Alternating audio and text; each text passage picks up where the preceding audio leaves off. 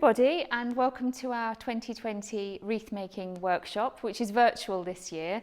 Unfortunately, we can't get together like we do normally here in the Wilson room. So I'm here with a couple of socially distanced friends and experts who are also going to be sharing their wreaths with you today. And what I'm going to do is I'm going to run through the 3 stages of making your own wreath. Doesn't matter if you don't do all of the stages. We are going to make the kits where you can get the wreath rings and the moss available to you if you want them.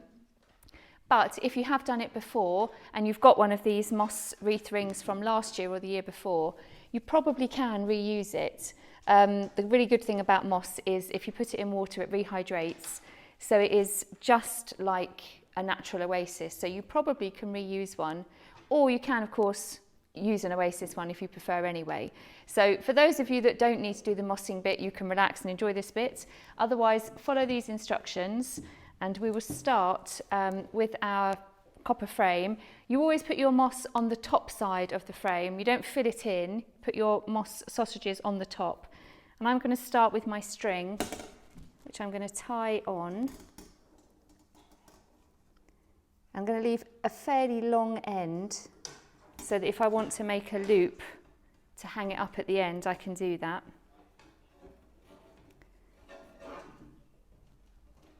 Now the moss that I have, which is sphagnum moss, is actually from last year because I over-ordered last year, and it's been tricky obviously getting materials this year.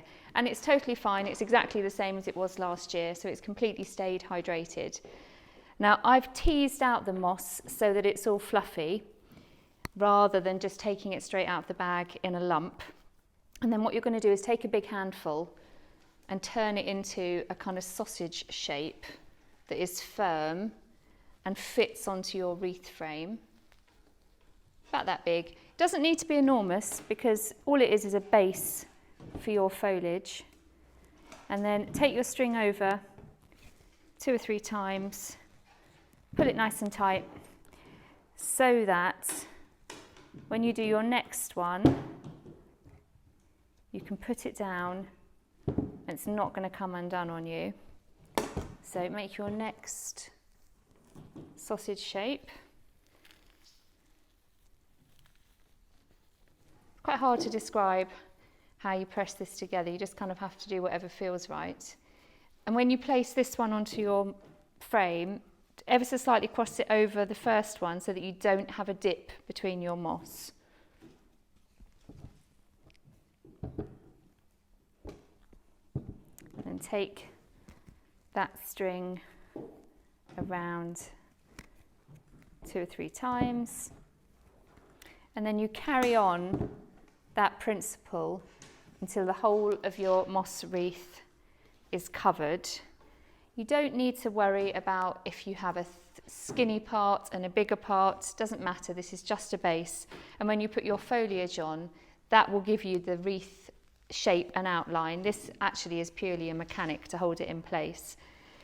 What is a problem is if your string isn't around tight enough and your moss is trying to break free and isn't secure. If that happens, what you need to do is go around at the end with your string and go over the top to make sure that it's all staying in place. It's best if you don't cover it in string, so it's better to get it right the first time round, because otherwise it can be tricky to get the foliage stems in when we get to the stage when we're covering it with greenery. So that's my start, and I'm going to carry on until I've got the whole ring complete. I think that's half the problem, is trying to make it even with the lozenge shapes. To be honest, that's fine because the shape doesn't really matter. What matters is that it's secure and it's not going to come undone, which is fine. That's fine. Yeah, mine's a thinner wreath. Yeah. Well, that doesn't matter because it's just a base, and some people work smaller and more neat. It's almost like you can't really change it. It's just how you work, and some people make everything enormous, and some people work very neat and tidy. Right. So the next stage of your wreath making is to cover your moss frame with foliage. Here in our workshop today, we've almost entirely got greenery from our own gardens and a bit from the countryside. So you don't need to really buy anything for this stage. I've got a few extra bits that I've bought from supermarket to show you what you can add if you want to, but it's not necessary. To be honest with you, you can have such a good result just from using greenery from your garden that, you know, arguably you shouldn't need to spend any money on it. So what I'm going to do is put my greenery so that it's all travelling in one direction around the wreath. That gives it a kind of Catherine wheel shape.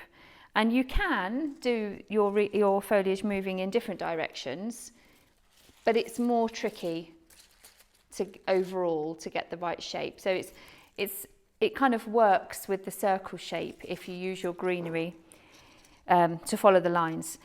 I'm just pushing the foliage in underneath the string that I have used to moss the frame, and it's really secure, it's not going anywhere. I have also got with me here today some florist wires. You could use any kind of gardening wire, and if you find that maybe you've done your string really tight and you can't get your foliage through, you can cut little strands of this and make kind of Kirby grip hairpins and use those to prod in. But you shouldn't need to do a lot of that. You can cover all of your frame in the same foliage, which is very effective and looks nice, and that can be a nice way to start. What I'm showing you here is using mixed foliage, kind of ferns and tree ivy and things, to give you an idea of how you can start to build it up. Now, if you have an enormous front door and you want a big wreath, then you can just keep taking your greenery wider and higher so that you make the outside of the wreath bigger, or you can just concentrate on covering your moss, which is what I'm going to do. So it doesn't need to be enormous. I have to say, once you start making your own wreath and then you look at the wreaths that are available in the shops, particularly the ones that are kind of like cheap in the supermarkets, you will notice that they're really small, and all of a sudden what you've made here will look a lot bigger and a lot more kind of impressive. So I'm just, as you can see, I'm just starting to build up different foliages to cover the frame, and I'm going to carry on doing that the whole way round. I have got some natural accessories that I'm using, so I happen to have some nice rose hips in the garden, so I'm going to add those in as well as I go along. But once we have done all of the greening up, I will talk about adding accessories at the end. So I would concentrate right now on getting your greenery covering all of your moss. And action. It's useful when you're doing your foliage to move your wreath away from you, maybe pop it on the ground so that you can look down at it, or hold it away from you, and you start to get a sense of whether or not you're getting the shape that you want. So holding my wreath out here, I can see that I've got this kind of long bit here, which either I need to trim or I need to have some more longer bits the whole way around so it balances out. Also, although your wreath is mostly viewed at the front, you do still need to cover the sides. You don't want all your greenery on the front and then a big space at the side. So remember to take your foliage around the sides. And I've just slowly been building up mine, and I've been adding in, I bought a few bits from the supermarket, this Eryngium thistle, because I wanted to show you that what you can do if you wanted to spend a little bit of money. I don't think you need to spend a lot, but it can help to have something of a different colour to lift the wreath out. So the final stage of finishing your wreath, I've greened this one all up so it's ready to go, is to decide whether or not you want to add any kind of final touches, any decoration. It's totally up to you. Some people like to keep it really natural. So this one here has got lots of different varieties of foliage in it. I've put some of the thistle through and a few holly berries. I don't recommend doing the whole thing in holly. It looks really effective, but your hands will not thank you for it. But a few berries like this gives it some colour, which is nice. I have got some accessories here to show you. So I've got things like orange slices, apple slices, and some little seed heads. If you want to add those in, you will need something to connect them. I've got some florist wire here, which you can buy places like Knot Cuts, but you can also you could just go into a florist and ask whether they'd sell you some, and I'm sure they would. And you need to make a kind of hairpin out of the wire so that you can attach it. So there, I put 2 orange slices together on a hairpin, and then you'd push that through into your wreath. You need to be a bit careful that it doesn't come out the other side. I don't want you scratching your front doors with the wire coming out the other side. But the good thing about a wire is you can wiggle it around and kind of place it exactly where you want it. So, and the only other thing you'll need to remember is if you're going to compost your wreath at the end, you're going to need to take any wire out, and you're going to have to cut your string so that you retain the frame, because that's not going to be compostable, but the rest is. Okay, also wanted to mention, if any of you want to add in any kind of artificial berries or lights or anything like that, they look really effective. Most of your wreath is going to be natural, so it's absolutely fine to add in some touches. These berries I must have bought about 5 years ago, and they were on one stem, and I've cut them down so that I've got 3 little placements from them, which I sometimes put through the wreath. Generally in flower arranging, they recommend that you do things in 3s, 5s or 7s, because that's kind of aesthetically pleasing. But you don't have to follow that rule, you can do whatever you want. But I'm going to add a wire onto these fake berries. Because everything else in the wreath is alive and living, you'll probably find people won't notice if you've got something artificial in there. So I'm just going to add these little white berries in. Anything white always lifts the colour and your eye is drawn to it, so it's kind of good for brightening it up. So I've just put some white in there, and I'll carry on putting these round. And then to finish, I've got some various different coloured raffias here, although you might choose to have a ribbon bow or a velvet bow or something, but I have got some raffia, and I thought I would use this green, and I'll probably make a bow like this to put the base of my wreath.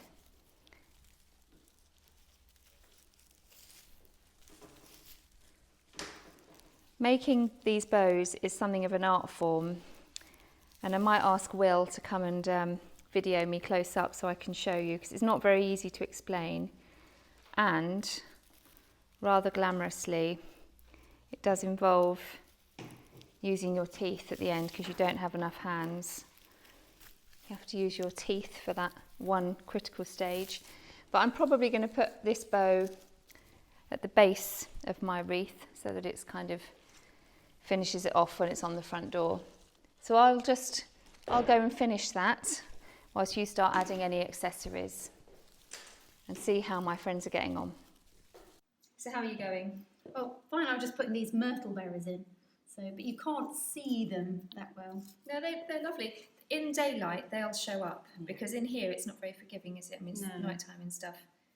Well, I'm going a little bit artificial here. No, that's fine. You can see a little bit of sparkle. Yeah, that looks very nice. And then I've also added here, I don't know if they're going to work, let's see if the big reveal.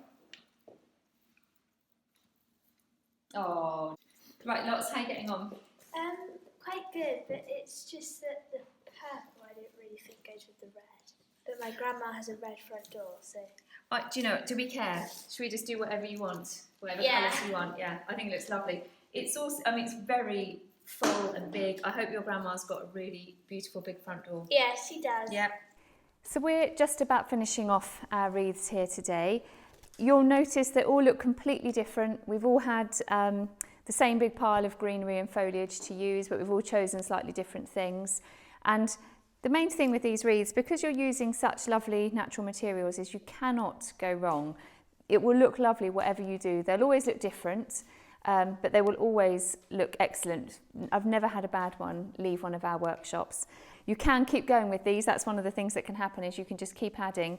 But, you know, put it down on the floor, hang it up. That can be useful. Have a look, and I'm sure that you'll realise that it's looking lovely. So we're just going to finish by having a look at what everyone else has done today.